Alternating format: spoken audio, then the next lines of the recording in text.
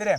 Mina olen Reigo Ahven, olen muusik ja olen ühtlasi inimene, kes on väga huvitunud kõikidest metsaga seotud aspektidest. Mul on väga hea meel kohtuda siin ühe noore hakkaja metsa hooldusvõluriga Hannes Brükiga. Tervist! Tere! Hannes, kas sa saad lihtsalt mulle ülevaatlikult võib-olla rääkida, millest sinu kui harvesteri operaatori töö koosneb? Minu töö koosneb metsa hooldamisest Just. ja masina hooldamisest. Ehk siis lõikan metsa ja pärast metsa lõikamist hooldan oma masinat. Harvesteri juhiks saab õppides, kui sa lähed Luuametsasse kooli, siis valid seal endale erialaks harvesteri operaator. Kestab 2 aastat, saab minna peale keskkooli, saab peale põhikooli minna ja niikuinii kõik, kes tahavad saada tulevikus harvesteri operaatoriks, peavad sinna minema, sest aastal 2022 nõutakse kõigilt seda paberit. Väga õige. Aga mis minu arvates on eriti sümpaatne, on see, et sa lihtsalt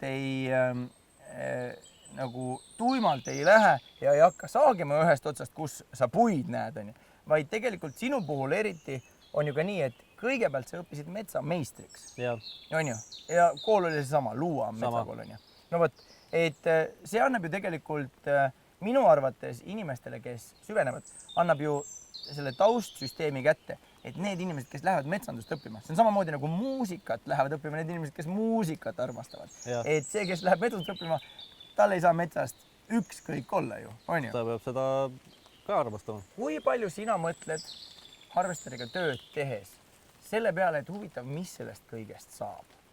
Et just ma mõtlen sellest materjalist, millele sina annad nagu mõnes mõttes uue alguse.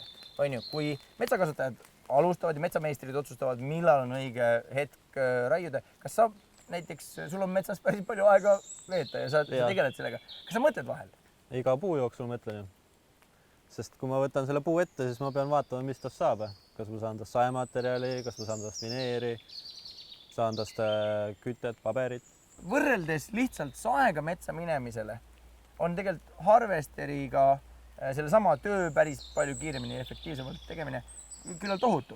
Ja ta on väga palju ohutum, sest sa oled ikkagi turvalises kabiinis siis, mis ongi sinu jaoks see turvaline keskkond, et kukku see puu sinna peale kuidas tahes, siis sina jääd ikka seal sees elama, kui sa just ei vigasta klaasi niimoodi, et see puu tuleb sul klaasist läbi.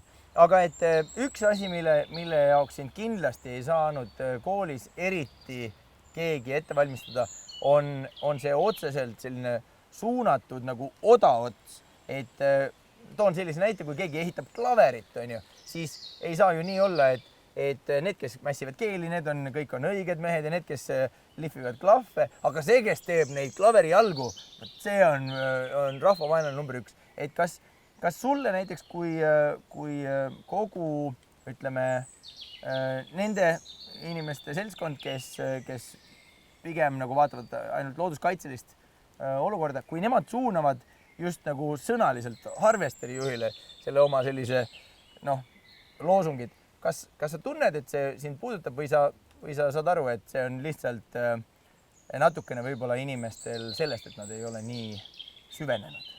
Kindlasti on ka sellest, et nad ei ole süvenenud, lähevad üksteisega kaasa. Ja mina ütleks sedasi, et kui sa tahad, et sul oleks toasoe, siis keegi peab need puud tegema, et saaks tuba kütta. Ja et järgmise kriisi ajal oleks paberit osta, siis on ka selle jaoks vaja. Ja lepime kokku, et joonistuspaber on oluline, aga on veel mingid paberid, mis on veel igapäevasemalt igale ühele vajalikud. On ju. Täpselt nii, nagu ma aimasin. Siis mul on tõesti selline nagu soe tunne. Ma kardan, et nüüd iga kord, kui ma näen mõnda nagu metsameest näiteks öösel töötamas, siis ma mõtlen nagu sooja tundega, et see tegelikult ka kogu selle nagu majandusmudeli, mis praegusel hetkel üldse kogu maailmas toimub, selle jaoks, et meil oleks küttepuid, et meil toolid ei peaks olema plastikust kodus, on ju, ja oleks puust raamaturiiulisse võimalik raamatut panna. Et selleks... Ja et oleks sein, kuhu see riiul üldse panna. Ja et oleks see sein, kuhu see riiul panna. Selleks on selliseid noori hakkajaid ja selliseid teotahtelisi särtsakaid mehi väga vaja. Aitäh sulle, Hannes! Ja kui muidu ei ole näiteks, et ainult tööandja vahel kiidab, ütleme natukene ennem jõule võib-olla, siis ma võtan endale praegu vabaduse ja ma ütlen kohe otsa ära, et te võite kõik mulle nuiaga pähe panna, ma olen selleks valmis, mul on kõva pea. Aitäh sulle ikkagi Eesti rahva poolt ka, et sa teed sellist asja. Aga selleks, et me kõik saaksime tegelikult metsast rohkem rõõmu, nii seal jalutades, seda istutades, sellest nautides, on sellised mehed hoidmas silma peal. Aitäh vaatamast! Metsas on tulevik!